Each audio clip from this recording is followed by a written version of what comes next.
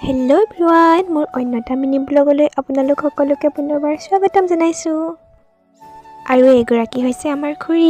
তেওঁ আকৌ বেলুন ফুলোৱাত লাগিছে। তাৰপিছতে খুৰীয়ে আকৌ দৰ্জা মাৰি ৰুমত সোমোৱাই মোক বেলুন ফুলাবলৈ দিলে। আৰু ময়ো ৰখি নাথাকিল, এটা এটাকৈ বেলুন ফুলাব লাগি গ'লোঁ।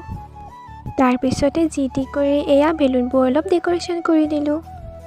আৰু এয়া ভাইটি ভণ্টিহঁত ধুনীয়াকৈ ডেক'ৰেশ্যন চাই মোৰ হাঁহি আছে, কিজানি বেয়া হৈছে নেকি। তাৰপাছতে আকৌ আমাৰ এয়া কেক কটা পৰ্ব আৰম্ভ হ'ল। আজি আমাৰ ময়ূকদ্বীপৰ জন্মদিন। আজি সি 3 বছৰত ভৰি দিছে। ময়ূকদ্বীপ মানে মোৰ খুৰীৰ ল'ৰা। আৰু এয়া দেখিছেনে মোৰ মুখখনত কেক লগাই কি কৰিলে। আৰু এয়া আমাৰ বাৰ্থডে বয় দেই। আৰু চাহৰ বাবে তৈয়াৰ কৰা হৈছিলে এয়া।